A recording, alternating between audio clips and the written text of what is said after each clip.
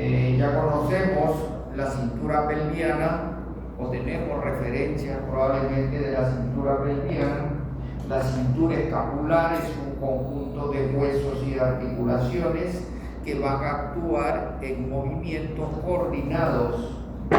Obviamente, si existiera alguna lesión en alguno de los componentes de la cintura escapular, va a generar afectación fundamentalmente en la movilidad.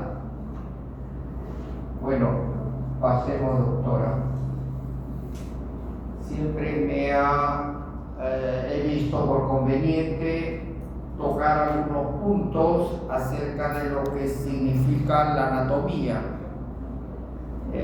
porque la traumatología, desde el punto de vista técnico, trata mucho las alteraciones que se producen en el aparato musculoesquelético, y damos una pequeña revisión de la anatomía de la cintura escapular. Aquí podemos observar el extremo proximal de la clavícula, que va a formar una articulación que conocemos como la articulación esternoclavicular. Es una articulación que está unida por ligamentos, tanto en la zona anterior, en la zona superior y en la zona posterior. Aparte, hay una unión entre la clavícula y la primera costilla. Vamos a pasar directamente a lo que significa la clavícula. Busque la clavícula, por favor. Hablar de la articulación esternoclavicular, pase a clavícula. Hablar sobre patologías de la articulación esternoclavicular son poquísimas. Yo en el tiempo de más de 40 años en la especialidad, son pocas las veces que hemos visto patologías que van directamente a esta articulación.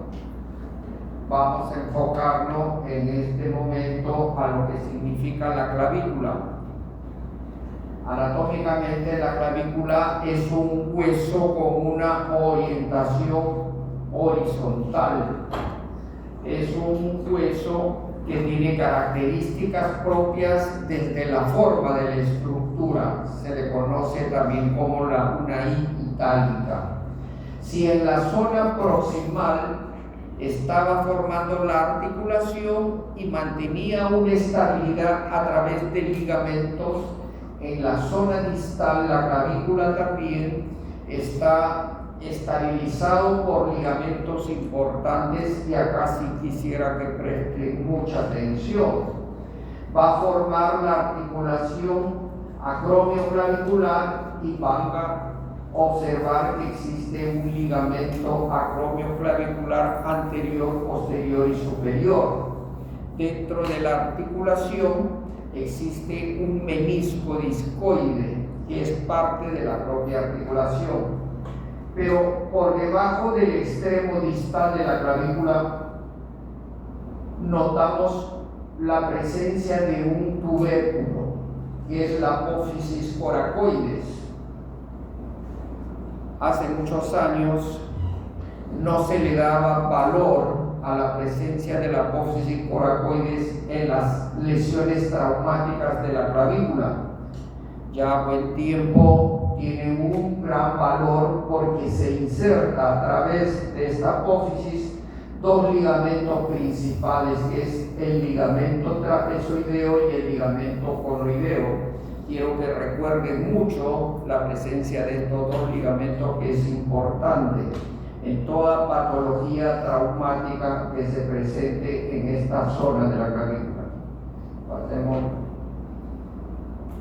Esta es la forma de la clavícula en diferente posición. Pasemos. La clavícula también tiene un alto grado de protección para una vascularidad que viene descendiendo de la parte superior y de la parte posterior, como es la gran arteria axilar. Y miren que salen diferentes ramas importantes. Entonces, una de las características de la clavícula es la protección a vasos importantes. ¿Ya? Y acá vamos a ver arterias que tienen una gran importancia, como se va a ver cuando hablemos de las fracturas proximales del húmero acerca de las circunflejas. Pase, doctor. También vemos el tronco derivado del plexo cervical, y en el extremo inferior ya van individualizándose y tenemos nervios importantes que le van a dar movilidad y sensibilidad al miembro superior. Dentro de los más importantes está el radial medial cubital. Hacemos antecedentes. Las patologías traumáticas de clavícula parten de un antecedente traumático que se desarrolla muchas veces en las actividades deportivas, en las caídas, cualquier caída que suponga un trauma, sea directo o indirecto en la clavícula, también son de gran frecuencia. En accidentes automovilísticos y en traumatismos en el hombro que están directamente relacionados a un trauma al hombro, pero con repercusión en la zona de la clavícula. Hay una patología traumática que también es común ver en las emergencias, que son las fracturas por arma de fuego. Se ven muchas fracturas de arma de fuego que se localizan en la clavícula. ¿Cuáles son los mecanismos de producción de estos traumatismos o lesiones traumáticas a la clavícula? Son el mecanismo directo y el mecanismo indirecto. Mecanismo directo, cuando las fuerzas, las energías van directamente hacia la zona de la fractura. Y mecanismo indirecto, cuando a través del trauma producido por fuera de la clavícula tienen una repercusión en la propia clavícula. Así. Este es uno de los mecanismos más comunes. Se ve mucho en personas que practican este deporte, alpinismo, escalar, pues, elevaciones, pero esta es una de las características. Aquí vemos una caída directamente en la zona externa del hombro, o sea, un mecanismo indirecto que va a producir una fractura de clavícula. Y esto es una de las características de la posición en un fracturado de clavícula, ¿no? Paciente generalmente con la zona, la clavícula afectada, con el brazo en ligera reducción y casi siempre con la otra mano puesta señalando a la zona de la clavícula. Pase. Miren, aquí hay otro caso. ¿Cuál es las características clínicas de la fractura de clavícula? Dolor. La presencia de dolor. Un paciente que sufre una caída, ya sea mecanismo directo o indirecto, señalando la zona de la clavícula, ya estamos frente al diagnóstico de una fractura de clavícula. A la inspección observamos un aumento de volumen cuando la clavícula se ha producido desplazamientos, sobre todo superiores o cabalgamientos. Vamos a notar una deformidad en la zona clavicular. La presencia de equimosis, aún que no haya deformación, también nos está expresando una fractura sin desplazamiento. Algunos pacientes llegan a las emergencias solamente refiriendo dolor en la zona de la clavícula y refieren siento movilidad en esta zona, como es la movilidad normal. En algunos casos, pacientes refieren movilidad anormal en la zona. Y en algunos casos, siento un crujido cada vez que muevo el hombro en la zona de la clavícula. Y la actitud altálgica, que es típico y característico en el fracturado. Pasemos, doctor. Este es un paciente, practica deporte, fútbol, sufre una caída, Esto es a la inspección un aumento de volumen y esta es la imagen radiográfica. Pero miren la posición antálgica. Pasemos.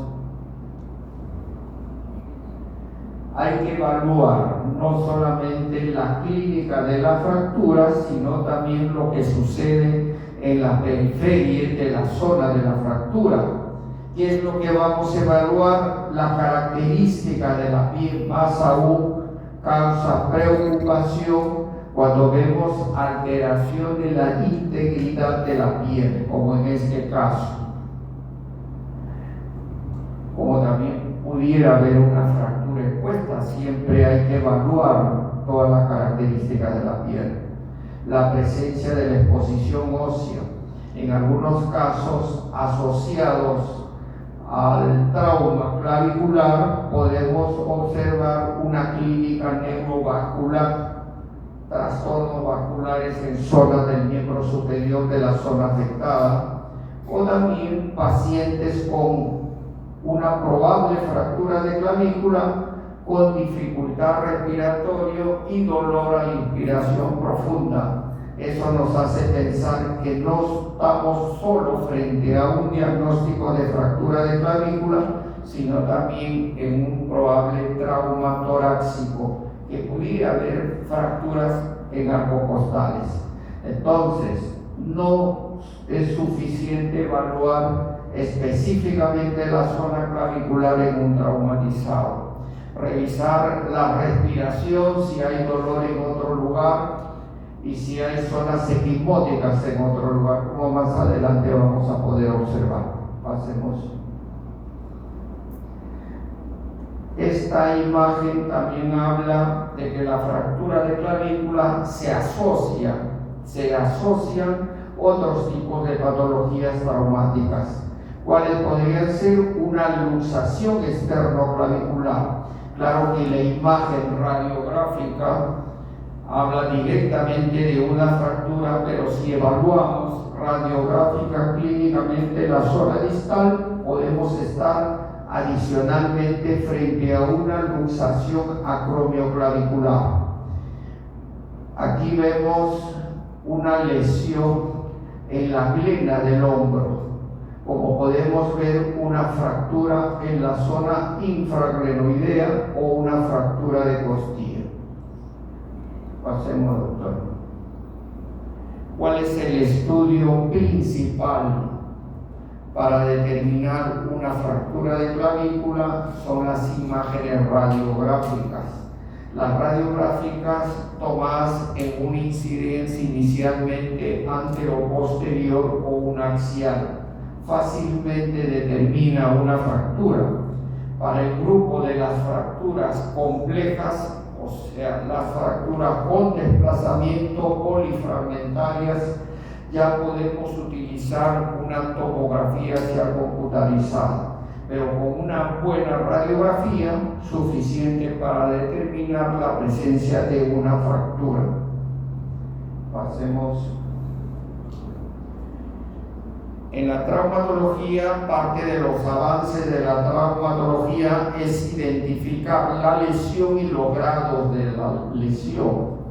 Y esto están plenamente identificados si es que conocemos la clasificación de la fractura correspondiente. La clavícula también tiene sus clasificaciones.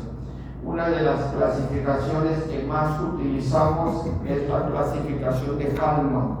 También se utiliza la clasificación de Mir y la clasificación de AO. Hay infinidad de clasificaciones, pero estos están dentro de lo más importante. ¿Para qué nos sirve clasificar una fractura? Nos sirve para tener una claridad a mayor precisión del diagnóstico de la lesión. También nos sirve para hacer un plan de tratamiento mucho más preciso y exacto, pero también nos sirve para determinar el pronóstico de la lesión. Un grado 1, el pronóstico es totalmente diferente al grado 2 y al grado 3. En todas las fracturas, principales objetivos de una clasificación es para diagnóstico, tratamiento y pronóstico. Entonces, vale la pena conocer clasificación de las fracturas más importantes. Pasemos, doctora. ¿Qué habla la clasificación de Hallman? Hace una división de toda la estructura de la clavícula y subdivide en 3 segmentos imaginarios, como la zona proximal, la zona media y la zona distal, o la zona medial y la zona lateral, que cuestión de sinonimia, o sea, divide en 3 segmentos principales. Hacemos. La clasificación de Hallman se caracteriza porque hace un estudio técnico de acuerdo a la mayor incidencia de las fracturas según su localización y le da la denominación de Hallman grupo 1 a las fracturas que se realizan más en el tercio medio, lo que significa la mayoría de las fracturas de clavícula siempre se van a dar en mayor proporción en el tercio medio en un porcentaje de 80%. Aquí está el rango, pero aproximadamente 80%. El Hallman grupo 2 son las fracturas que se producen en el tercio distal o tercio lateral, que va hasta el 25-28%. Y el grupo 3 son las fracturas que se producen en la zona proximal o la zona medial, que llegan de 5 a 6%. Es decir, la mayoría de las fracturas de clavícula se van a localizar en la zona media, en segundo lugar en la zona distal y en tercer lugar en la zona proximal. De tal manera que ya lo vamos a ver según Hallman, de acuerdo al grupo. ¿Cuál es el grupo 1? La zona medial, el grupo 2 será la zona distal y el grupo 3 es la zona proximal. Esto es característico en las fracturas de clavícula. No es lo que siempre se da, pero vamos a observar en una alta proporción en las fracturas con desplazamiento donde el segmento proximal encuentra una elevación por más del 100%, y la vía mecánica de esta patología se da por la gran tracción que se ejerce a través del músculo esternocleidomastoideo. Pasemos, doctor. Ya podemos hacer una revisión muy rápida. En la primera imagen estarías hablando de acuerdo a la clasificación de Hallman. Esta es una fractura de clavícula. Hallman, a ver, alguien. ¿Hallman qué? Hallman 2 o 1.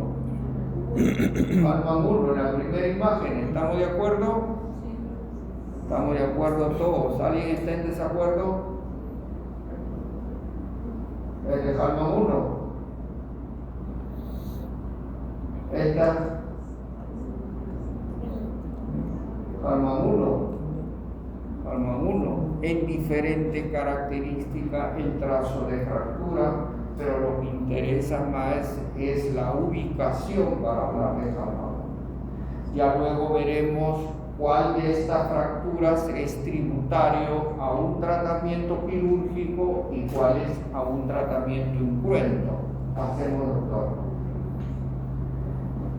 Aquí estamos frente a fracturas de clavícula, 4 casos de fractura de clavícula Hallman. ¿Qué sería esto? Hallman 2, ¿no? Hallman 2 porque es la segunda localización de mayor incidencia dentro de las patologías de clavícula. Hallman 2, con diversas características. Hay una mayor tendencia del Hallman 2 al tratamiento quirúrgico, pero eso se va a ver también de acuerdo a la característica propia de la fractura. Pasemos, doctor. Tratamiento. El tratamiento tiene objetivos para la fractura de clavícula. Uno de los factores importantes es la estabilidad de la fractura. Al tener una buena estabilidad va a tener un buen movimiento en la cintura escapular. Entonces, uno de los objetivos principales, una buena estabilidad.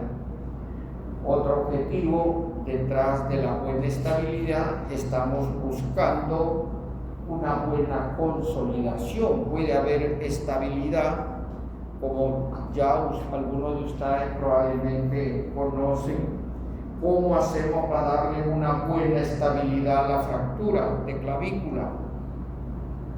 ¿Qué producen las fracturas de clavícula? ¿Estabilidad absoluta o estabilidad relativa? ¿Qué es lo que ellos necesitan?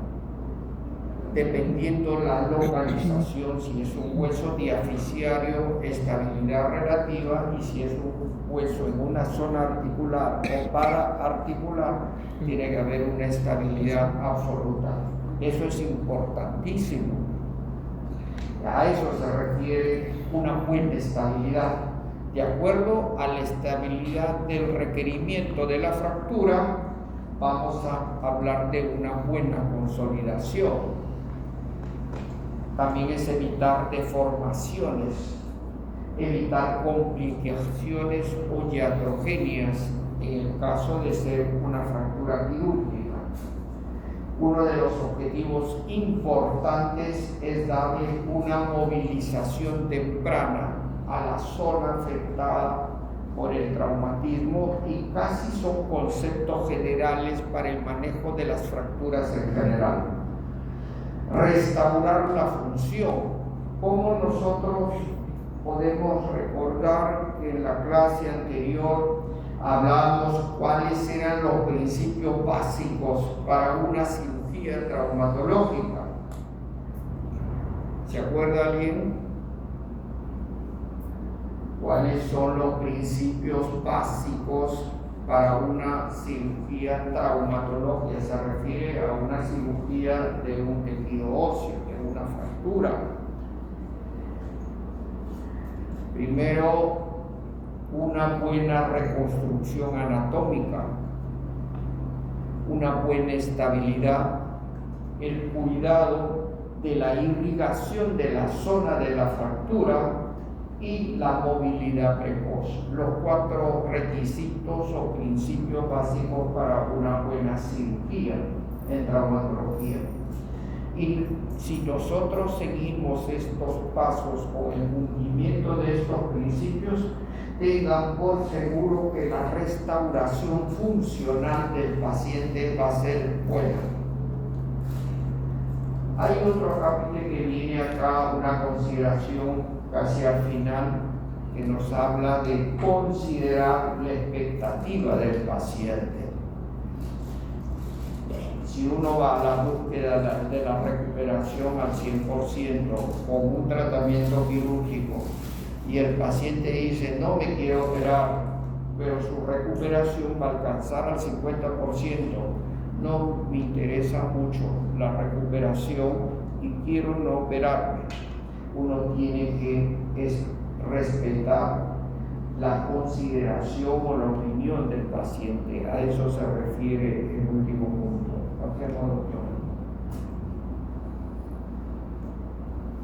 Y el paciente ya se decidió una cirugía de acuerdo a las condiciones de la fractura. Entonces, las cirugías en clavícula tienen sus posiciones en sala de operaciones, cuál va a ser la forma de ubicación del paciente. Esta es una de las formas. La otra forma es la de silla en montar, que es casi semisentado, y hay otra posición que es la de silla en hamaca de playa, más o menos a 45 grados. Cualquiera de las posiciones, de acuerdo cuál es la posición que el cirujano en ese momento tiene costumbre de utilizar su técnica, en qué posición. Y estos son los abordajes. Abordajes transclavicular, infraclavicular y supraclavicular.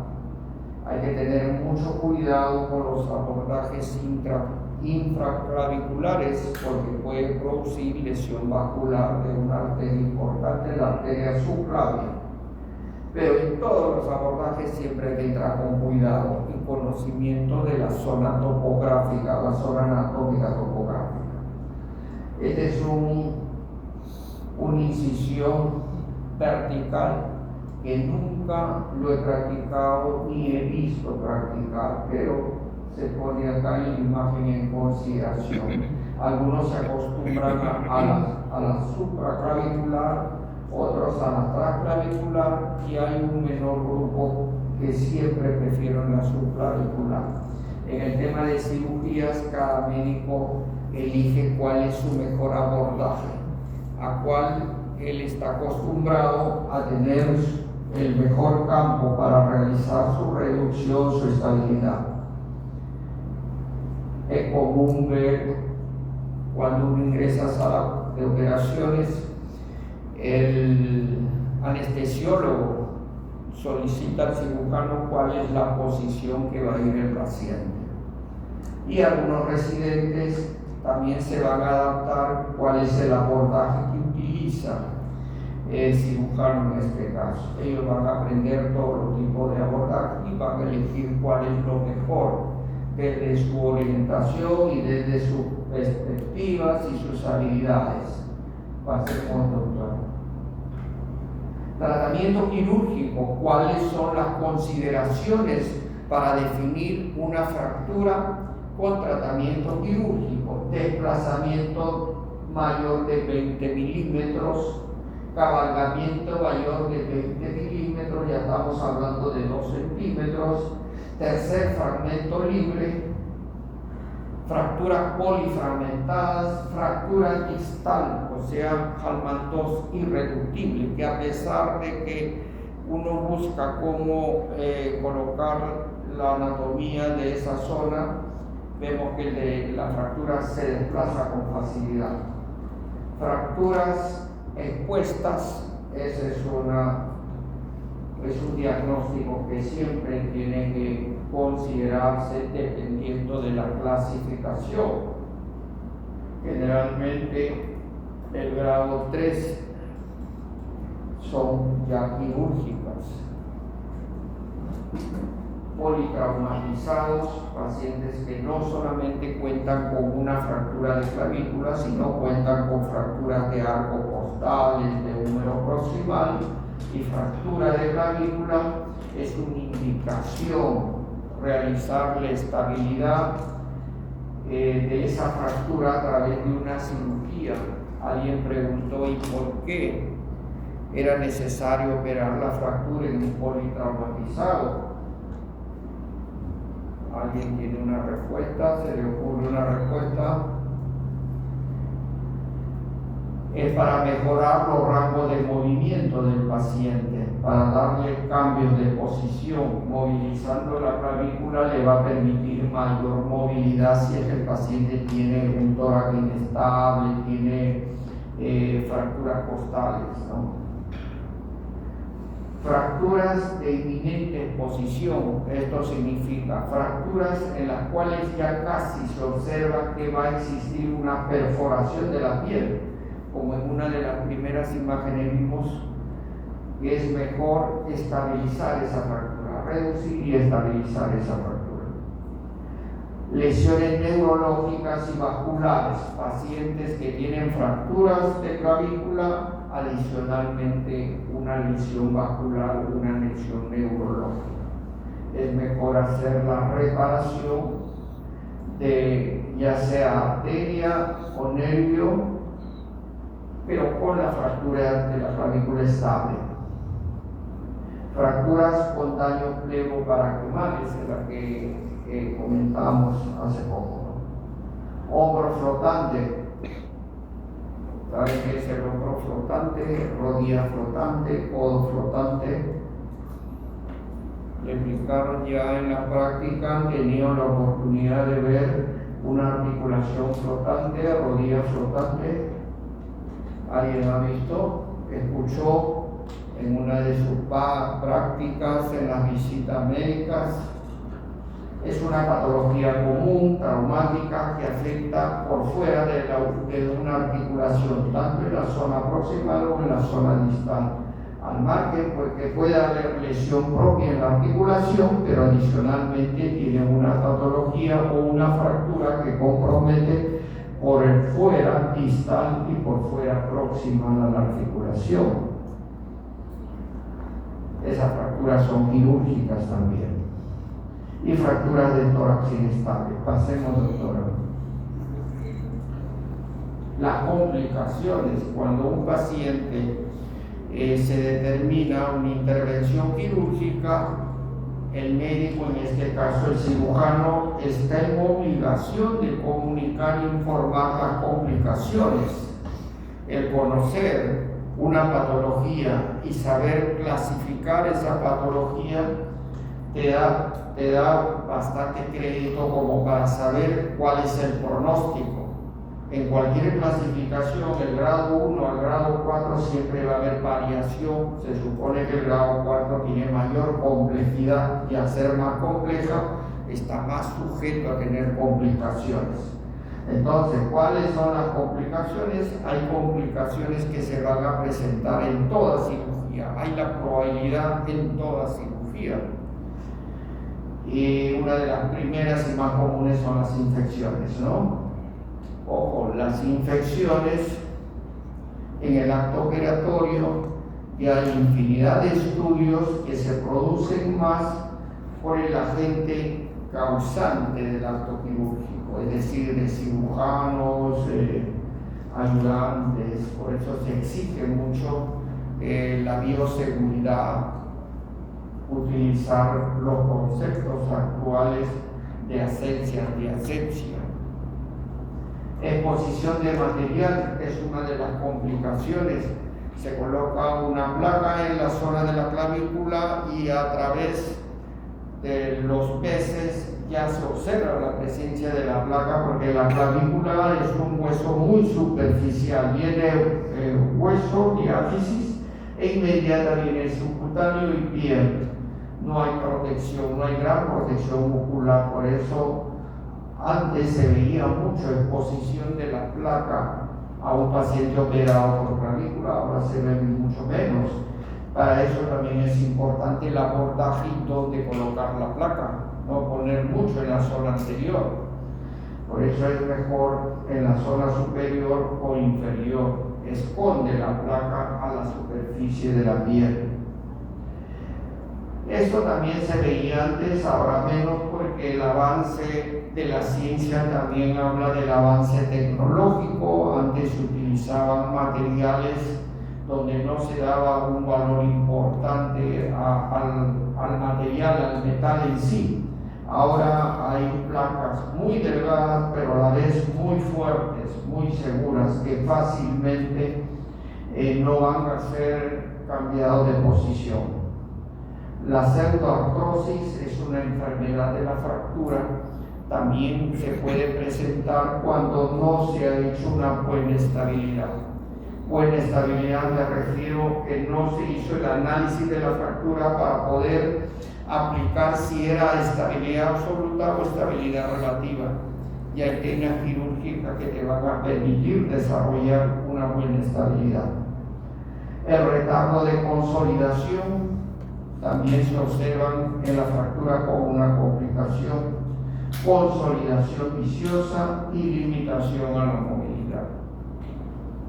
Pasemos, doctora. ¿Cómo se conoce técnicamente el acto de hacer una reducción y una estabilidad de una fractura en general? Es la osteosíntesis.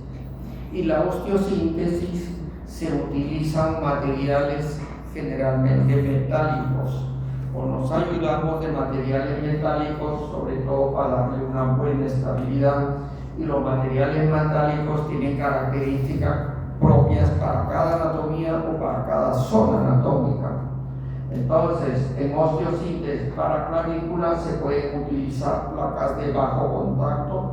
Son placas, quizá una de las últimas placas que te permiten no interrumpir la vascularización del periósteo. Se puede utilizar encima del periósteo y va a haber una microvascularización, a diferencia de las placas convencionales que sí no permitían el paso de la microvascularización y se observaban zonas de necrosis en la evolución de la fractura. Hay placas de compresión dinámica, son unas placas que generalmente tienen un efecto de estabilidad de tipo absoluto, que va a haber mayor compresión, mayor seguridad de la zona de la fractura. Placas de reconstrucción son placas a la vez que son fuertes, son maleables, permite darle la forma de la superficie del hueso. Placa gancho lo vamos a ver más adelante cuando hablemos de fracturas Hallman II. Hay un sistema de banda de tensión, o también se conoce el obenque. Se utilizan clavijas y alambres para hacer compresión. Es parte de una estabilidad de tipo absoluto. La banda de tensión te va a permitir hacer una estabilidad absoluta en la fractura de acuerdo al requerimiento o la necesidad de esa fractura. Clavos de pines son los clavos simples que en algunos casos son necesarios utilizar. Alambres quirúrgicos, tornillos, hay suturas de alta tensión que se está usando mucho para la reparación ligamentaria. Cuando hablamos de la apófisis coracoide, que tenía un gran valor porque servía para la inserción de ligamentos conoide y trapezoide que le dan una estabilidad en la zona distal. Cuando hay fractura con ruptura de ligamentos, hay que utilizar las suturas de alta tensión. Hacemos. ¿Qué caracteriza estas fracturas?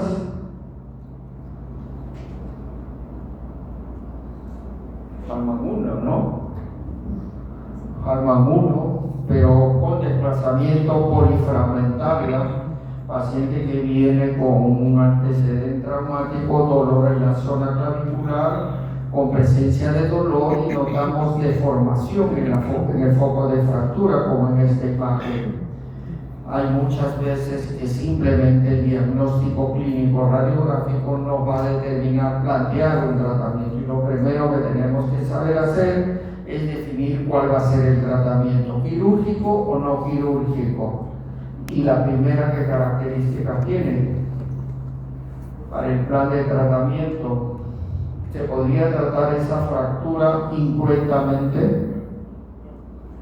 No. Tiene que ser quirúrgico.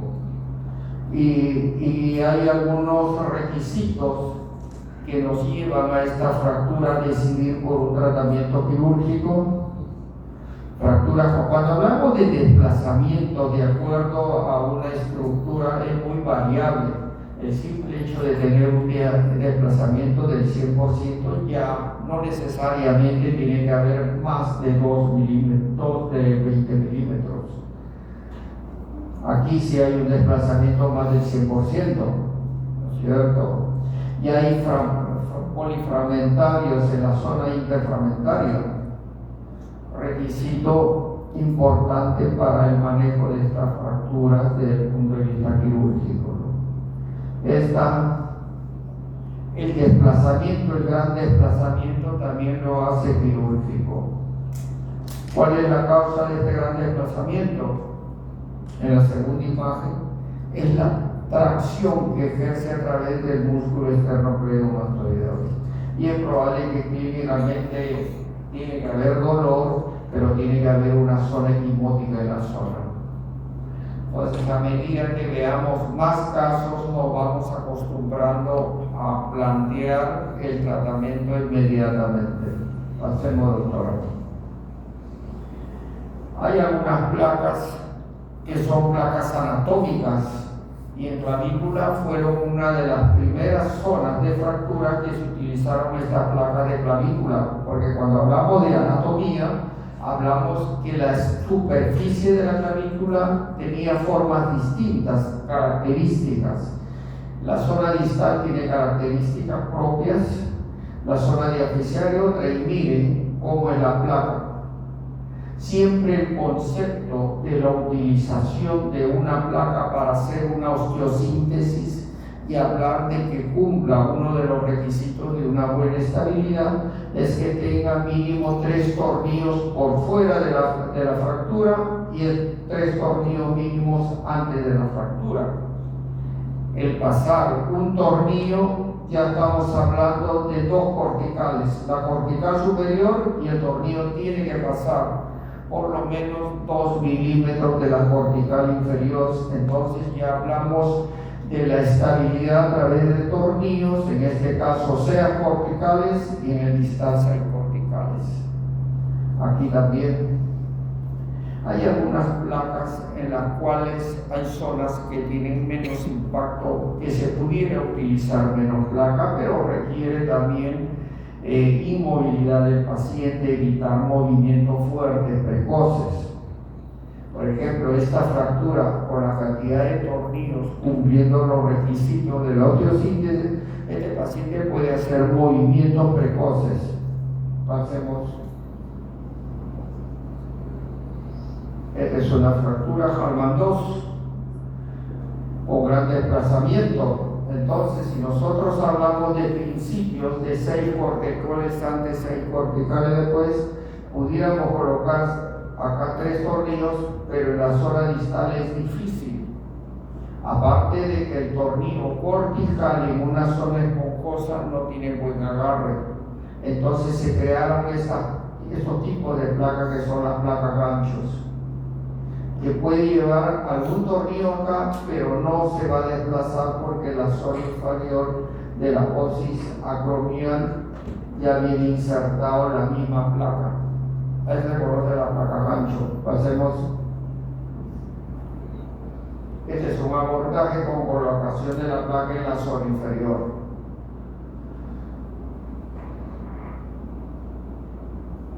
Ahora, en algunas superficies anatómicas donde la placa no encaja bien, existen unos moldeadores de placa que siempre acompañan a toda cirugía de osteosíntesis, que nos permiten en ese momento darle la forma anatómica de la superficie, como en este caso. Esta imagen para mostrar que existe un moldeador de placas para darle la forma.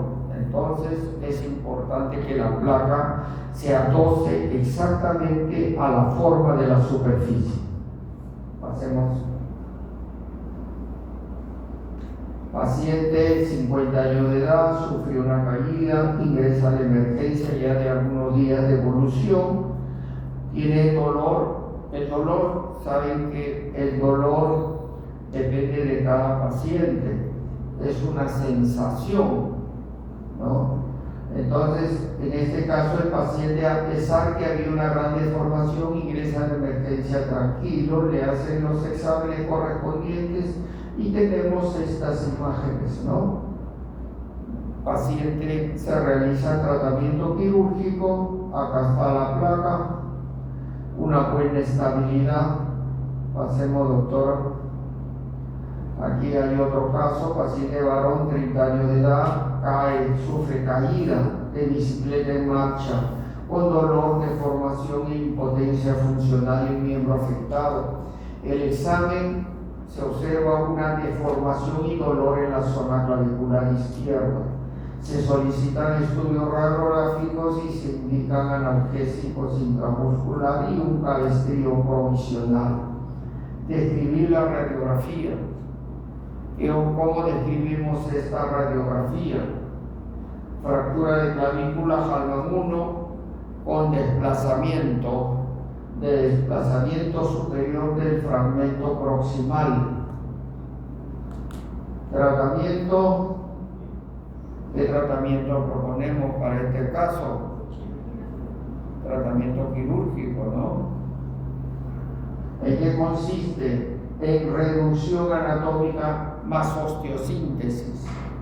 ¿Alguna característica especial en la osteosíntesis? Sí, que tiene que darle una estabilidad relativa por ser un hueso diaficiario.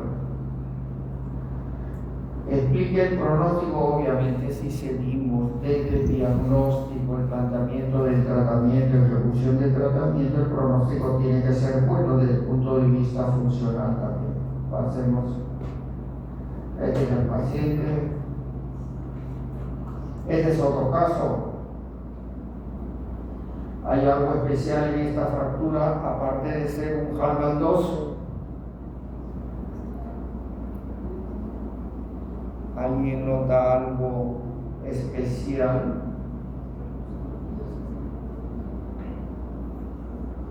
Bueno, a través de los años, ya cuando ustedes pasen a su etapa de ser médico, a la etapa ya de haber hecho una especialidad, de estar trabajando en un servicio, un departamento de algún hospital, van a mostrar los casos buenos, que a la larga son relativas, que nos genera una gran satisfacción desde el punto de vista emocional. Pero en el tema de aprendizaje más van a aprender de las patologías, de los casos que no han sido resueltos adecuadamente, porque te va a permitir revisar toda esa patología, de las complicaciones. Por eso existe la discusión de casos, la discusión de muertes y complicaciones.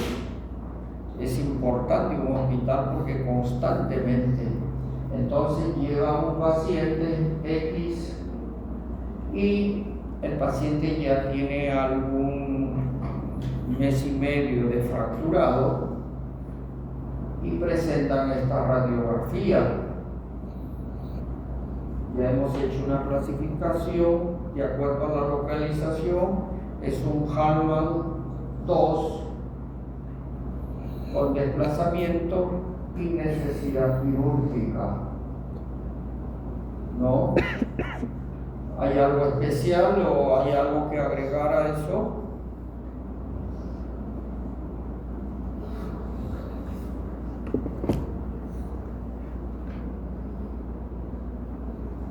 No todas las fracturas se van a presentar como nosotros queremos. Siempre en algunos casos van a ser alguna sorpresa.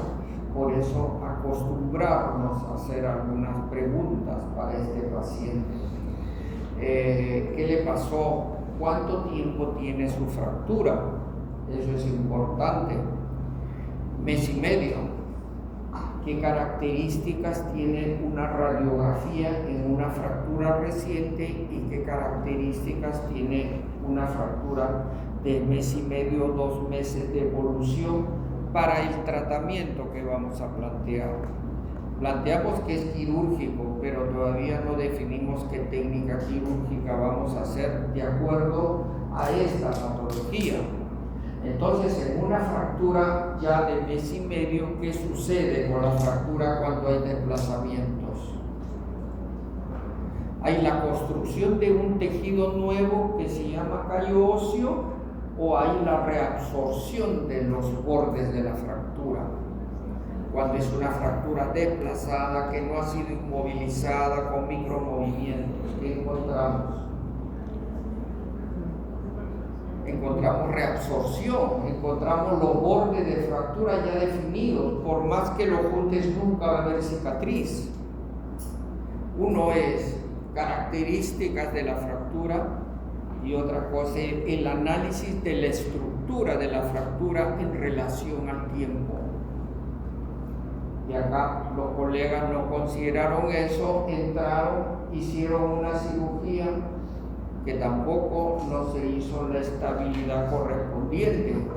No es cuestión de decir, acá voy a hacer estabilidad relativa o estabilidad. Lo más importante, qué pasos tienes que tener, considerar para una buena estabilidad, ya sea absoluta o relativa. Entonces se coloca una placa. Indudablemente que esta fractura nunca iba a ser callo porque ya tenía zonas escleróticas, ya estaba totalmente los bordes sellados y por más sellados por tejidos blandos osteocondrales, a lo contrario ya se iba más a una pseudoartrosis a pesar de tener 2 meses. Pase, doctora. Hubo la necesidad de operar nuevamente y colocar una placa con reparaciones quirúrgicas con baja tensión. O sea, no solamente es el planteamiento del tratamiento, sino la revisión de la técnica quirúrgica de acuerdo a las características estructurales, histológicas, anatómicas de la fractura. Eso es lo que hace quizás este capítulo mucho más atractivo a quien le gusta. No es cuestión, fractura, placa y tornillo, ponle placa y tornillo. Muchas veces dice, uy, ya operé 5 pacientes. Yo le diría, ¿y los 5 pacientes cómo quedaron al final? Una cosa es operar. A veces escuchamos a un paciente, menos mal que a mi mamá lo van a operar y ya está contenta. Oye, lo más importante es cómo te van a operar, quién te va a operar, de una serie de factores. Eso ya está dentro de la intimidad de la parte médica, que yo a ustedes lo considero médicos y tienen que aprender que eso es importante. El definir una fractura es importante, sí. El conocer la técnica quirúrgica es importante, sí. El conocer la anatomía patológica, sí, es importante. Y van a ver que en cuestión de decir, hay que operar, no, hay que operar es revisar cada técnica en cada paciente. Ya los años te darán ya una mayor fijación de cada técnica, crearás tus propias técnicas, tendrás tus propias experiencias. Y este es uno de los casos que acabamos de ver, que fue lamentable, pues una cirugía con algunos errores, pero las complicaciones obligaron a hacer una nueva intervención. Este es un caso clínico de un paciente varón, 24 años de edad, sufre una caída de bicicleta en marcha, apoyándose sobre la mano con el codo en extensión. Presenta dolor moderado en región clavicular izquierda, acude a consulta, donde es evaluado por el médico residente, quien a la inspección en zona lesionada no evidencia alteración y le coloca un cabestrillo provisional y se solicita una radiografía. El paciente ingresa por un dolor moderado, a la inspección no hay deformación, como recién había sucedido, no había zonas equimóticas y el paciente entraba tranquilo. No todos los casos son floridos, que a la inspección te dice fractura grave, no.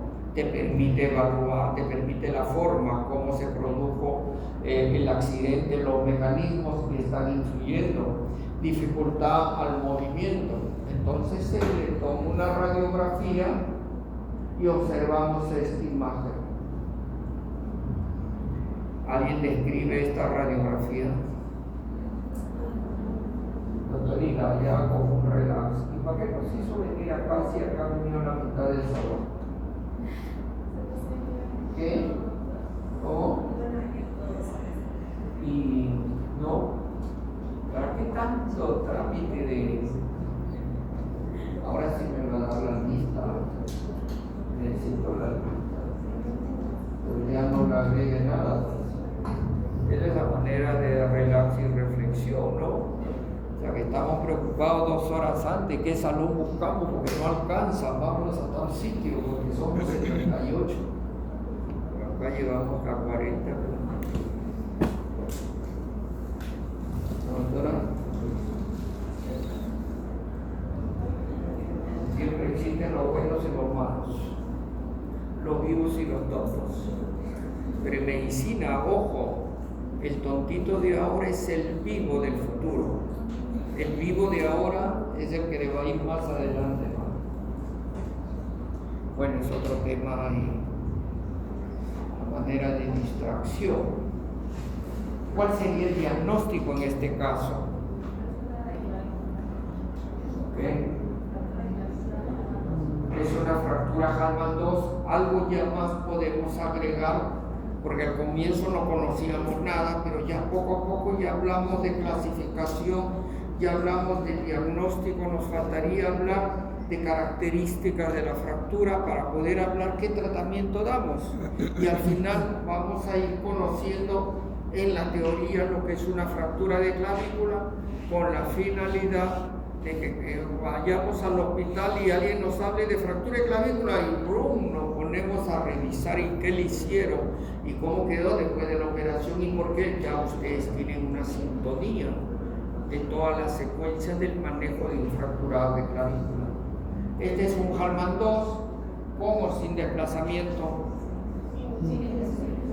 No hay desplazamiento. Angulación, generalmente las angulaciones se consideran mayor de 15 grados. Esto no tiene una angulación. Si hay angulación, llegaría a 5 grados, que es insignificante, ¿no? Y ahí nos vamos. ¿Qué tratamiento ofrece y por qué? ¿Lo operamos o no lo operamos? No lo operamos. No, no lo operamos. Y acuérdense siempre cuando estamos en una actividad quirúrgica, no todos van a entrar a hacer una especialidad quirúrgica, no todos, pero quienes entren a una actividad no quirúrgica desde el punto de vista, desde la elección de la cirugía, tienen que acordarse de un concepto hipocrático que se llama no hacer daño. ¿Cómo? Ya está, ya lo dijo en griego. Eso tiene, no hacer daño, y eso sea una constante toda la vida. Cuando ustedes ya desarrollen su profesión, sean lo más serios posibles en su profesión. En la consulta, en el consultorio, lo más serio. Salen de la oficina, pueden ser palomillas, juguetones, lo que quieran, pero en el trabajo lo que tenemos que ser lo más serios. ¿Ya? Entonces, no tratamiento quirúrgico. El hecho de no elegir tratamiento quirúrgico y decir, necesito un tratamiento incruento, póngale yeso, tampoco no es así, porque el tratamiento incruento también tiene sus pasos, tu forma de controlar.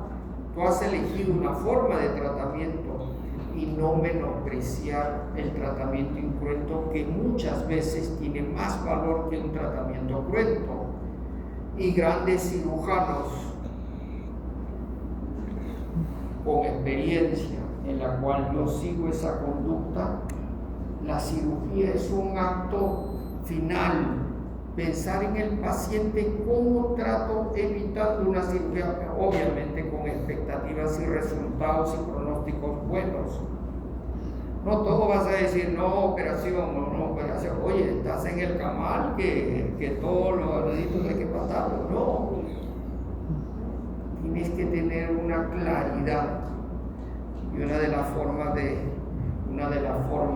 de adquirir esa claridad en la definición, aunque nos cueste más tiempo de definir, es pensar que en esa señora es un familiar de nosotros, o ese joven es un hermano de nosotros, alguien. Ahí sí cambia nuestra expectativa, ahí sí valoramos más nuestro plan y decidimos muchas veces mejor. Tratamiento incruento, inmovilización. Hacemos, doctor. Anteriormente se utilizaban los vendajes en 8, que pudieran ser vendajes acolchonados con algodón. En algunos casos se utilizaban yeso. ¿Y por qué la inmovilización era lo que más se utilizaba en la fractura de clavícula? Y muchas de ellas impredeciblemente iban bien con una buena inmovilización y un buen control. ¿Por qué? Porque hemos entrado a esa vorágine quirúrgica, cirugía, 102 milímetros, no cirugía. Hay que tener la racionalización para poder elegir lo mejor. ¿Y por qué en clavícula nos permitimos siempre pensar en cómo evito la cirugía, salvo que ya las características me conduzcan a una cirugía? Pero ¿cómo lo evito y por qué?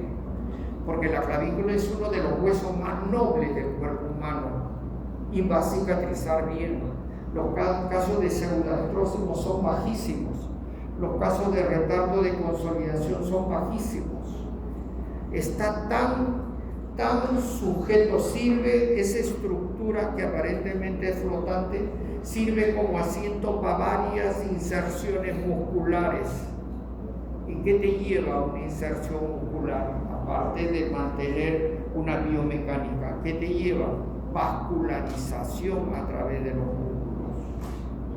Un poco porcentaje de la vascularización a un hueso se da a través de su médula y la microvascularización, pero el gran porcentaje se da por la presencia de músculos en la zona, y eso ocurre en el fémur, que es uno de los huesos que más sangra porque es una zona muy vascularizada. Entonces, clavícula es un hueso muy noble. Inmovilización, tengan la seguridad con el control, va a ir perfectamente bien esa fractura. A través del tiempo ya se han creado algunos ortésicos que cumplen la función. Esto ya es mucho más cómodo, incluso esta chica 24 años con una fractura de clavícula, con un estabilizador de clavícula, y va perfectamente a sus clases, a la universidad o al trabajo. Miren, cada vez como es más funcional, la tecnología también avanza. Y estas son otros tipos de clasificaciones, ¿no? De acuerdo a la localización. Esta es una clasificación de NIR. Ahí en la teoría le van a dar las imágenes. La clasificación de NIR cuando es mucho más compleja, con lesión de ligamento trapezoideo, conoideo, y cuando es mucho más sencillo, cuando los ligamentos están íntegros. Lo importante de toda fractura es la estabilidad. Ligamentos íntegros son parte de la estabilidad de una fractura. Ojo, también hay fracturas que están en la zona articular, que también genera otro problema.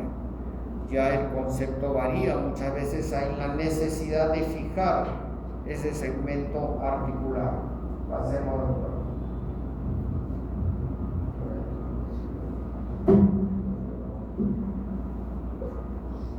Complicaciones, ya hemos conversado: pseudoartrosis, aparte de infección, fatiga del material se refiere al metal, no unión se refiere a una pseudoartrosis. Hay pacientes que van con dolor crónico, en alguna forma la cicatriz tiene alguna característica, hasta el roce de la ropa le produce dolor. Limitación funcional, ojo, todas las cirugías, todos los tratamientos están encaminados a la recuperación funcional. Y cuando más inmediato podamos hacer movilidad de la zona, va a evitar limitación funcional. Entonces, un principio básico del manejo de un fracturado, es la funcionabilidad. Y para que la funcionabilidad sea adecuada, la movilidad precoz es importante. Pasemos, doctorita. Luxación acromioclavicular, pasemos. Este es el conjunto de ligamentos que ya antes habíamos mencionado: ligamento trapezoideo, ligamento conoideo, ligamento acromioclavicular, y hay un ligamento que también acompaña esto en menor importancia, que es el ligamento coracoabdominal. Pasemos. Cuando nosotros tomamos una radiografía y queramos ver una lesión ligamentaria, no solamente lo vamos a observar desde el punto de vista clínico, sino también desde el punto de vista radiográfico. Entonces, para ver una imagen radiográfica debemos de tener un panorama para definir cuándo es normal y cuándo hay un desplazamiento, para poder hablar de acuerdo a la clínica en una lesión ligamentaria. Entonces, 10 milímetros la distancia, 10 o 11 milímetros entre la superficie inferior de la clavícula y el borde superior de la apófisis coracoide, ya nos está hablando de lo normal de ese espacio. Cuando haya aumentado ese espacio, ya decimos aquí hay algo, salvo que la radiografía haya sido tomado con una angulación inferior hacia arriba. Ahí sí vamos a ver un mayor espacio. Pero si es en un antero-posterior, los espacios conservados, ya nos está descartando de una ruptura ligamentaria. La biomecánica de la zona articular es diartrósica, hay un disco discoide y tiene sus estabilizadores anatómicos propios, y hay dos tipos de estabilizadores: estabilizadores estáticos y estabilizadores dinámicos. ¿Cuáles serían los estabilizadores estáticos? Los ligamentos, ya sean los acromioclaviculares, los coracoclaviculares, van a mantener estable en su posición anatómica normal. Pero entonces son zonas que no tienen, sí tienen movimiento a través de sus estabilizadores dinámicos, que mantienen la estabilidad, pero además les sirve para los movimientos.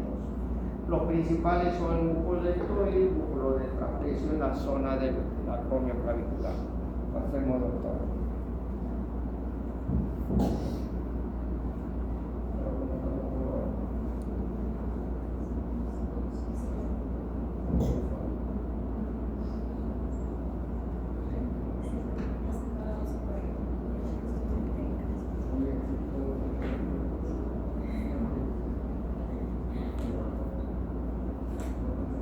Ojo, esta es una clase genérica general. Va a haber una clase de patología traumática de la zona proximal del húmero, la zona diafisaria del húmero, la zona distal del húmero, patología de codo. Esto estamos abordando la cintura en general. Entonces, para este tipo de articulación, lesiones patológicas de la articulación acromioclavicular, también hay una clasificación. En general hay una infinidad de clasificaciones, pero estas son las más importantes de acuerdo a la historia de estas clasificaciones.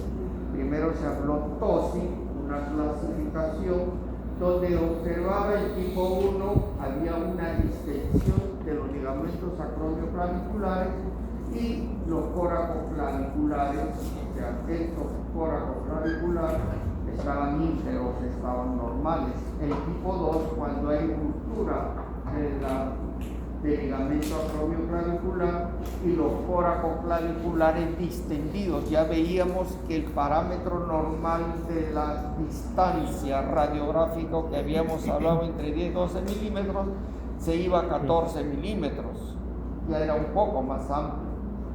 Y hay una tercera clasificación cuando hay ruptura del acromio clavicular y los coracoclaviculares, es decir, ya la clavícula estaba por encima de esa articulación, que radiográficamente, viendo la radiografía, podíamos definir hay ruptura acromioclavicular y coracoclavicular. ¿No? Esa es la clasificación de acuerdo a TOSI. Luego, Bannister, la clasificación de las rupturas, lo subclasifican en el tipo A, tipo B, tipo C, que son algo similares. Pero la mejor clasificación es la clasificación de Rodwood.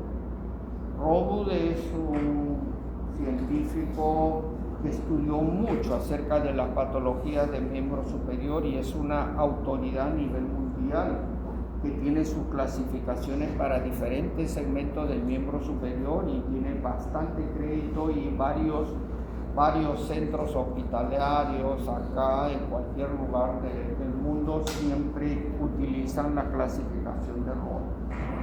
Entonces la clasificación de Rodwood era tan parecida a la de TOSI, pero en el tipo 3 él hablaba de un espacio coracoclavicular mayor del 25%, ¿no? O sea, el desplazamiento que venía de la apófisis coracoide al borde superior de la clavícula había un mayor desplazamiento al 25%. Entonces a ellos los agrupó en el grupo 3. En el grupo 4, desplazamiento posterior, ¿no? O sea, la clavícula no se elevaba sino se iba hacia la zona posterior.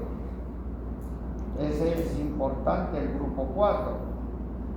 El grupo 5 son los espacios coracoclaviculares, o sea, este espacio mayor del 100%. Esto habla las características más para la definición del tratamiento. Casi todos ya están incluidos a un tratamiento quirúrgico. Lo que Rodwood habla de que todos estos casos tienen que ser tratados quirúrgicamente y tienen que tener bastante énfasis en la reparación de los ligamentos. El tipo 5, espacio coracoclavicular mayor del 100 a 300%. El tipo 6, desplazamiento clavicular inferior.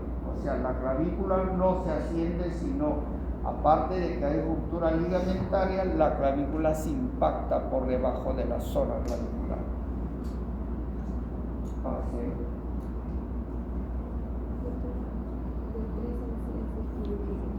Todos, sí. Clasificación es la misma clasificación bajo otra interpretación. el estadio 1 solamente hablamos de ligamentos intactos inflamados, ¿no? Con cierto grado de distensión, pero no había alteración en las superficies. El grupo 2 ya habla de ruptura del ligamento acromioclavicular completo, pero los coracoclaviculares íntegros. Y en el grupo 3, lesiones de ambos brazos. Esta es la clasificación de Roble a lo que hemos hablado, pero ya en imágenes. Miren cómo va el desplazamiento.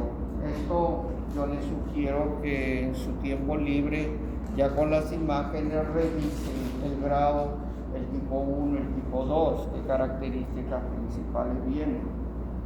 En algunos casos es motivo de pregunta de examen también, ¿no? Pasemos. Este es el sistema O20, que es un método antiguo, pero todavía persiste porque los resultados son bastante buenos. Pero ¿qué es lo más importante de este método del O20? Que es una técnica bastante sencilla, es rápida y a la vez muy económica. La utilización de una placa en costos es, no sé si es 40, 50 veces más el costo. Y se utiliza mucho todavía. En todos los hospitales para las luxaciones acromioclaviculares utilizan este método. Pasemos. ¿Qué exámenes de imagen son importantes? Una radiografía póstero-anterior, una radiografía contralateral que viene de una zona hacia el otro lado, la proyección axilar, que es una que ingresa los rayos por la zona axilar. Son estudios ya muy especiales, pero la radiografía póstero-anterior o la antero-posterior suficiente para definir. Pero si quieres ampliar el estudio o tienes duda del desplazamiento, comienza a tomar en diferentes incidencias. El estudio de carga, vuelvo al anterior, el estudio de carga son lesiones que tienen rupturas del ligamento acromioclavicular, pero cuando el paciente, algunos están totalmente en una posición anatómica normal, no se nota el desplazamiento. Entonces, en la clínica te dice que hay lesión, hacen cargar al paciente, soportar el peso de 10 kilos y parado en la sala de rayos X se nota cómo el brazo baja y la clavícula sale. A esa se llama el estudio en carga. Y se han determinado que un buen porcentaje de luxaciones acromioclaviculares catalogados como normales, con ese estudio determinaron que sí había ruptura ligamentar y desplazamiento. Pasemos. Esta es la anteroposterior, esta es la imagen axilar. Volviendo a las radiografías en carga, el 4% de las luxaciones acromioclaviculares grado 3 fueron determinados bajo este examen. Aparentaban ser normales, pero sometidos a esta radiografía con carga, el 4% de esos pacientes que aparentaban ser normales eran patológicos. Signo clínico. ¿Cuál es el signo clínico que caracteriza una luxación? Es el signo de la tecla, pero también se conoce como el signo de la falsa charretera, porque el signo de la charretera como tal, corresponde a una luxación glenumeral o una luxación del hombro. ¿Qué tratamientos se necesita? Grado 1, grado 2. El grado 3 siempre fue la convergente. Algunos se permitían tratar incruentamente con buenos resultados y algunos el grado 3 ya lo sometían, 3, 4, 5 ya eran quirúrgicos. Yo creo que el 4, 5 y 6 son netamente quirúrgicos. Y el grado 3 todavía está para la evaluación, para el estudio. ¿Qué consideramos para que el 3 sea quirúrgico o no quirúrgico? 1, que exista deformación. 2, que exista dolor, incomodidad. 3, que esa persona sea diestro y su actividad más desarrolla por ese lado, ¿no? Pero una persona, 60 años, con una luxación donde la movilidad ya reduce, no es necesario operar. lo único que se va a notar es un pequeño bulto. Al paciente no le interesa mucho el pequeño bulto, entonces, por eso el grado 3 sí está sujeto a otro tipo de análisis. Varón de 44 años refiere dolor en hombro izquierdo, caída en aducción por agresión, antecedentes, hábitos enólicos, resto de evaluación sin importancia. Hábitos enólicos, ¿qué es? ¿Conocen? ¿Conocen qué significa hábitos enólicos? Ahí está. ¿Qué cosa? ¿Qué toma? Vino. Ya está. Hay personas que acostumbran tomar diferentes tipos de licor, pero los que acostumbran a estar todos los días mareaditos con vinos, específicamente ya es el hábito enólico. Eso se da mucho en Europa. Ya está, antecedente de hábitos, evaluación, paciente sufriendo dolor hombro izquierdo después de una caída en aducción por agresión, dolor, deformidad a nivel acromioclavicular, impotencia funcional, dolor aumentado a la palpación de la zona acromioclavicular izquierdo, el signo de la tecla positivo, exploración neurovascular. Ya, ¿qué grado es ese? Ahora, esa es una imagen que viene de abajo hacia arriba. Si fuese un antero posterior, probablemente tuviese otro nivel. Siempre evaluar una radiografía para algunos casos hay que ver la incidencia de la imagen. Pase otro. No, pase. Diagnóstico. Grado 3. No, pase. Quirúrgico por el método de Obenque. Se hizo la reducción porque había un desplazamiento. Este es el Obenque. La vijas. En algunos casos se refuerza más con unos alambres en tipo 8.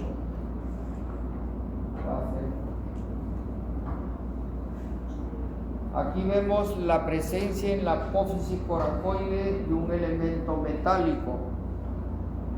Cuando se ve la presencia de un elemento metálico, ya nos está hablando que hubo una reparación ligamentaria y los extremos para darle tensión a este elemento reparador es a través de un tornillo incrustado ahí. Entonces, este paciente en el acto quirúrgico se hizo la reducción anatómica y la estabilidad de la ruptura del ligamento, que le da una mayor seguridad, una mayor estabilidad. Pasemos luxaciones, tratamientos, el Obenque. Adicionalmente utilizan en algunos casos unos tornillos dándole una mayor sujeción. Pasemos, esto ya fue el paciente, cómo hizo su rehabilitación. Pase, doctora.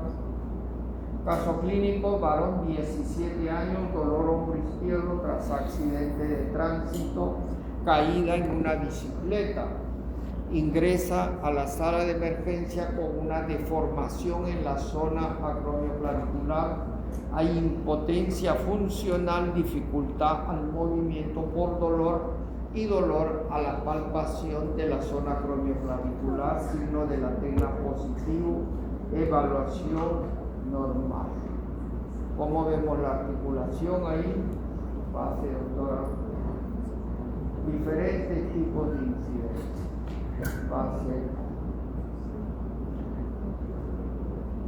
Pase, doctorita.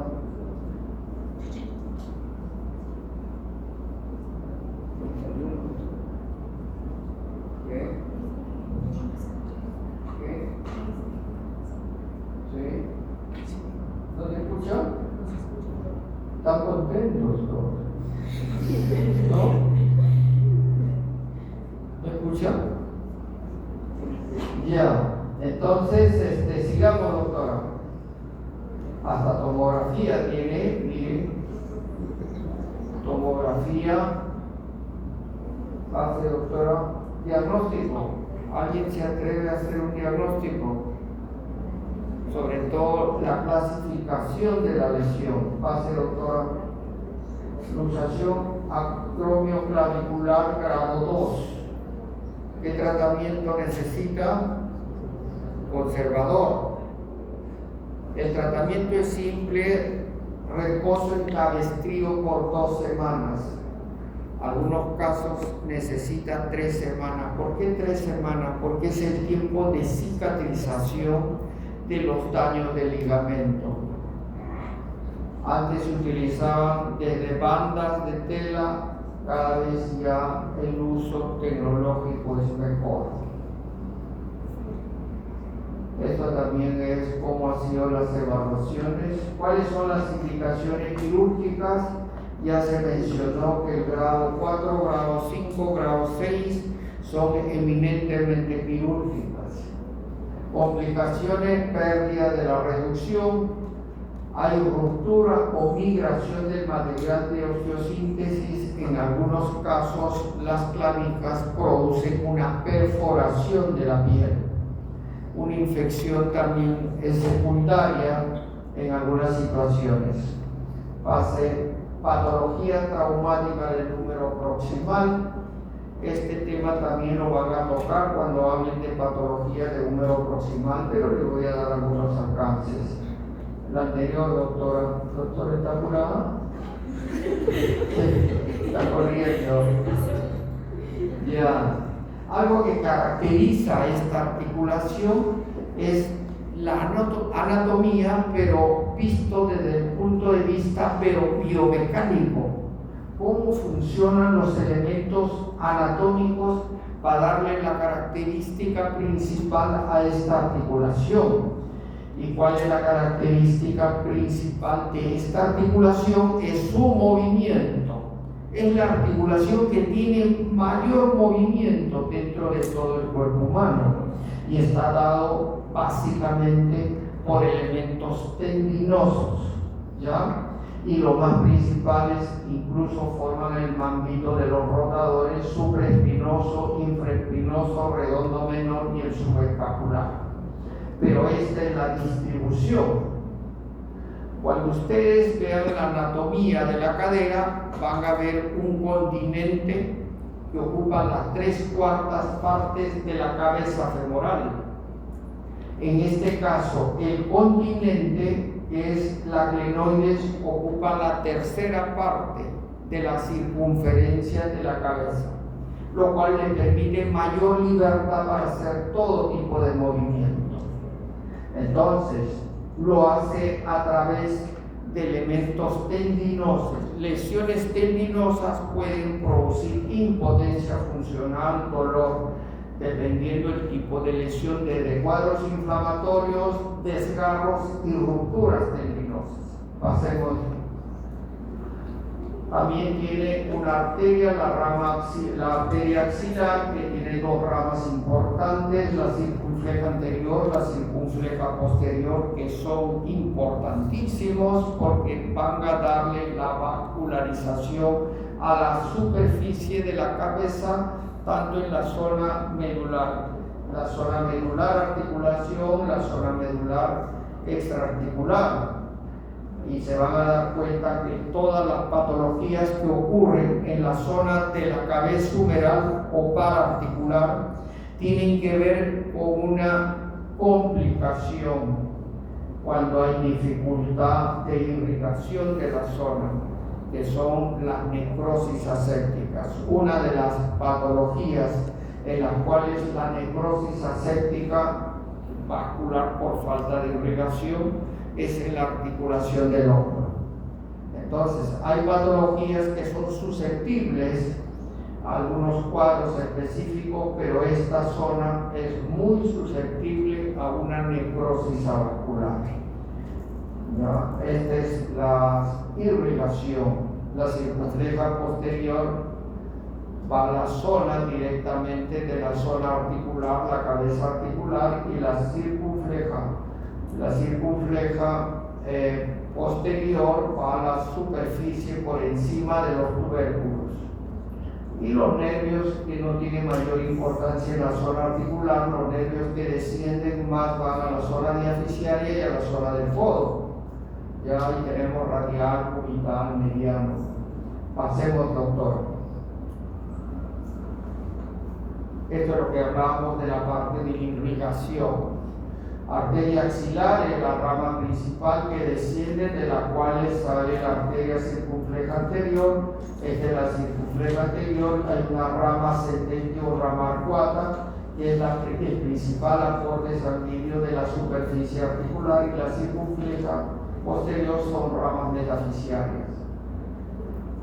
Nervio plexo-braquial desciende por el plexo braquial. En la zona del hombro solamente el nervio circunflejo y el músculo cutáneo, que no tienen una acción directa en la articulación, pero van por la superficie de la articulación. Pase. Epidemiología: del 5 al 7% de las fracturas en general. De la cantidad de fracturas que se producen en el esqueleto, las fracturas del húmero proximal ocupan del 5 al 7%. 45% de todas las fracturas humerales. Si nosotros consideramos una fractura humeral del segmento proximal diaficiario distal, el 45% de las fracturas se producen en la zona proximal, y más se va a dar en personas mayores de 50 años. El 60% es más frecuente en damas que en varones. Y estas fracturas tienen bajo porcentaje de desplazamiento, pero cuando se desplazan hay que tener bastante cuidado de este tipo de fractura. En pacientes jóvenes el porcentaje más se da entre fractura y luxación, no solamente fractura. En jóvenes, una de las causas principales son los traumatismos de alta energía, o sea, accidentes, caídas, atropello brusco de alta intensidad. En mayores de 60 años, la característica del traumatismo es de baja energía, lo que significa en personas de mayores de 60 años, preferentemente damas, una simple caída, un leve apoyo puede producir una fractura próxima de húmero. Pasemos. Mecanismos directos, mecanismos indirectos, de lo que ya nosotros sabíamos el concepto. Pasemos. El examen radiográfico es uno de los exámenes que más ayuda, nos da para definir una fractura en la zona proximal del húmero. El segundo examen que determina mayor especificidad de las características en algunas fracturas complejas es la tomografía axial computarizada. ¿Qué evaluamos en una radiografía? La serie trauma significa una anteroposterior, una perfil en escápula, otra escapular y una radiografía axilar. En estas tres incidencias podemos determinar, no se nos va a escapar una fractura en húmero proximal. Hay algunas que pueden servir, pero estas primeras son fundamentales. Ahora, en el caso de una fractura compleja, polifragmentada, con compromisos serios, ya con fragmentaciones que queremos visualizar o definir a mayor precisión, ya nos vamos a una tomografía. No cometan el error. Fractura de húmero proximal, de frente tomografía. Muchas de ellas con radiografías en estas incidencias es suficiente. La tomografía tiene sus indicaciones, específicamente para ver fracturas articulares que no son fácilmente perceptibles a una radiografía simple, o también fracturas en glenoides. En las radiografías da la impresión de ver una fractura en glenoides, pero la tomografía sí te da la especificidad y la característica de esa fractura. Y es importante, para tomar decisiones serias es mejor hacerlo con una tomografía. Vuelvo a repetir, la tomografía en fracturas complejas no solamente para decidir que esto se opera, sino qué vas a hacer en la operación.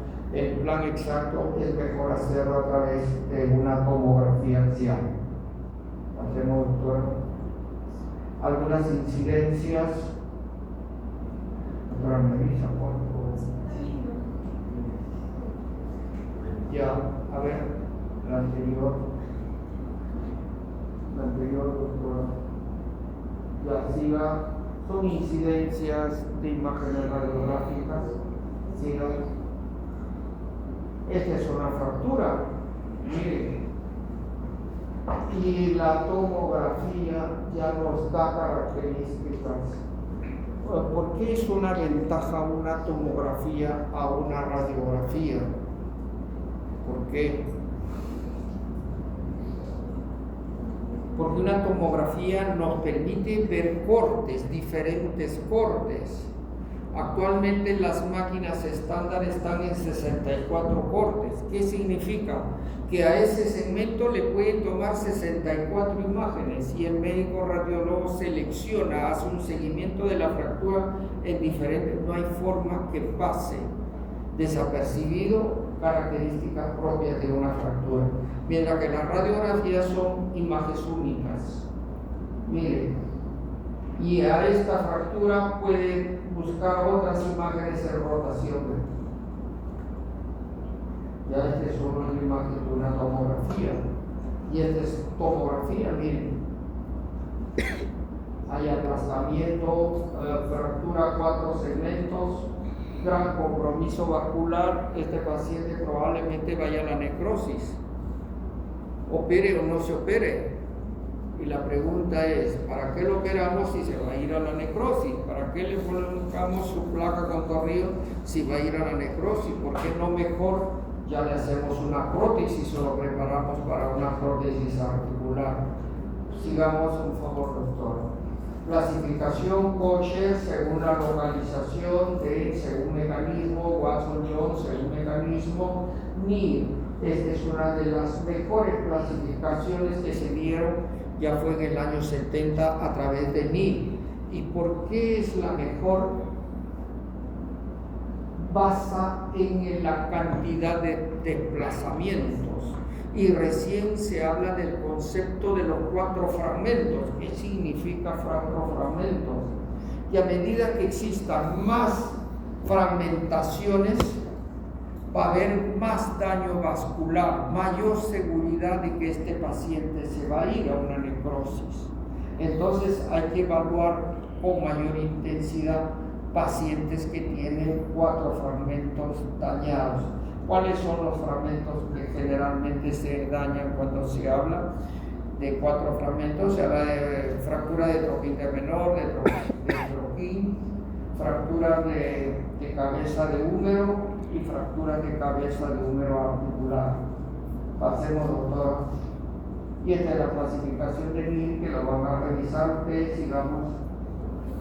Clasificación de la clasificación de la O es la misma clasificación de NIR, pero ahí le da algunas leves modificaciones, pero NIR sigue siendo la clasificación que más se usa en los hospitales, ¿no? Es algo más claro y más completo. Esta es la misma clasificación AO en imágenes. ¿Qué es lo que tenemos que valorar para definir un tratamiento a una fractura de húmero proximal? El patrón de la fractura. ¿Qué significa patrón de la fractura? Características específicas de la fractura. El análisis específico de la fractura, donde tenemos que considerar el grado de desplazamiento y algo muy importante, de acuerdo a estas fracturas, cuál es el estado vascular que se dañó. ¿Se acuerdan de esas 2 arterias insignificantes que eran la circunfleja anterior y la posterior? Que la anterior, por la arteria arcuata, dominaba todo el territorio de la zona de la cabeza humeral. Cuando hay fracturas de esa zona pararticular, ya es inminente una necrosis avascular. Y nuevamente volvemos al concepto que quizá más adelante vamos a ver. ¿Para qué hacemos osteosíntesis si va a ser a una necrosis? Entonces, cuando hablemos de tratamiento, vamos a ahondar un poco de eso. Calidad ósea es importante. El estado del paciente, o sea, cuál es el estado de salud general del paciente, si es diabético, hipertenso, si es controlado o no controlado, todas las patologías que afectan la microcirculación. Si es un diabético crónico, descompensado, no controlado, que vive con 150, 180 de glucosa normalmente, ¿cómo está la vascularización? Y cuando hablamos de vascularización en un paciente diabético, no nos referimos solamente a la microvascularización distal de la zona de los pies ni de las manos, vemos la microvascularización afectada en toda la estructura vascular. La edad del paciente, cómo está la irrigación, la estructura ósea, si esto sucede en una dama de 30 años o sucede en una dama de 70 años. La vascularización no es igual, tiene alteración, o sea, la edad es importante, el grado de actividad del paciente. Una persona puede tener 70 años, pero tiene una actividad y físicamente está de 50 años. Como hay personas de 50 años que parecen de 70, uno tiene que hacer una valoración integral de todo esto, ¿no? Habilidades de cirujano, lo otro, bueno, ya se decidió operar, ¿quién lo va a operar? Hay cirujanos que más están en todo lo que es húmero proximal, tienen un mayor expertise en esa zona, en esa área, pero tampoco vas a dejar a un cirujano que nunca opera húmero proximal, porque es una zona bastante especial, ¿no? Entonces, cuando hablamos de la parte clínica en relación a los grados o características de la fractura, ahí las fracturas no desplazadas, uno va a encontrar aumento de volumen, una actitud de protección, va a sentir cierto grado de protección en la zona de la fractura, el dolor es de moderada intensidad, controlable. A la movilidad, a los movimientos, va a haber un dolor muy limitado, que es diferente en una fractura desplazada. Hay un aumento de volumen, hay zonas epimóticas, el paciente está en actitud de defensa, que ni toque en esa zona, ni le examine en esa zona. Hay una impotencia funcional, no puede ni movilizar todo el miembro. Y hay un hematoma de Heinicke, que generalmente ya está determinada a las 48 horas, que es el hematoma de Heinicke. Es un hematoma muy típico para las fracturas de húmero proximal. Este es el hematoma. Estos son pacientes que tenían una fractura con cierto grado de desplazamiento, pero ese señor ya le dolía el hombro hace mucho tiempo antes y pensaba el dolor, ya él se acostumbraba al dolor. Lo que más le preocupó, que el primer día tenía la zona equimótica en el celón y fue descendido al tercer, cuarto día. Entonces este paciente acude a la emergencia más por ese hematoma. Mire, me está saliendo esto, no pensando, pero esto es un signo patognomónico de una fractura de húmero. ¿Usted se ha caído? Ah, sí, me he caído. ¿Hace cuántos días? Sí, me golpeé el hombro y me duele un poco, pero bueno, en fin. Con esto, diagnóstico, fractura de húmero proximal, hematoma de Heinicke. Tratamiento, hay que evaluar de acuerdo a la clasificación de la fractura, ¿no? A la clasificación, determinar el daño. Cuando hablemos de clasificación, tenemos que aproximarnos fractura, daño vascular. Esta fractura me está produciendo este daño vascular, ¿no? Clasificación de la fractura que determina el daño vascular. ¿Cuál es el objetivo del tratamiento? Una buena estabilidad. ¿Qué tipo de estabilidad en una fractura en esta zona? ¿Cuál? Absoluta. Perfecto. Hay que revisar en qué consiste la absoluta, porque es importante. Sí es una estabilidad absoluta para esa zona articular.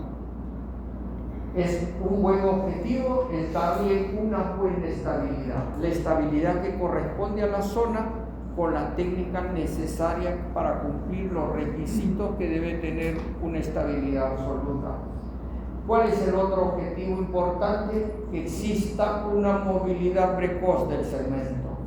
¿Y cuál es lo más importante por encima de todo? Que la capacidad funcional se recupere lo más íntegro posible.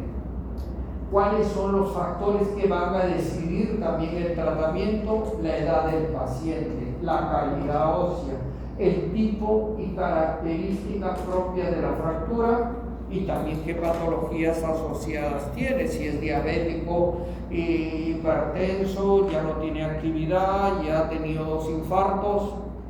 ¿Lo operamos o no lo operamos? Y el hombre va a ser feliz, va a ser un callo al final. ¿Qué podría pasar? Limitación funcional, un dolor crónico que cada vez va a ir disminuyendo, cada vez que lo mueve, pero está con vida. Eso es lo importante. O sea, importante tomar la mejor decisión, pero considerando la evaluación que corresponda. Fractura con desplazamiento mínimo, estamos hablando de MIG tipo 1, tratamiento incruento. ¿Cómo es el tratamiento incruento? Con un cabestrío. ¿Quieres algo más específico con el cabestrío? Que la primera semana reposo absoluto, AINES, reposo analgésico, punto. La segunda semana ejercicios pendulares, de acuerdo a la edad, las características, ejercicios pendulares. La tercera semana, movilidad activa, ampliar cada vez un poco más el rango articular. Cuarta semana, abducción y pequeñas rotaciones. Sexta semana, ya debe de existir callo óseo. No será un callo óseo marcado, pero ya hay un tejido fibroso, tejido nuevo. 10ª semana, rangos articulares completos. ¿Cuál es la finalidad de un tratamiento incruento? Sigue siendo la recuperación de los rangos articulares o recuperar la movilidad. Y los chicos tienen examen de técnicas. Ya. 10 minutos. Entonces, ¿ahí lo dejamos? Sí, Ya está. Bueno, gracias.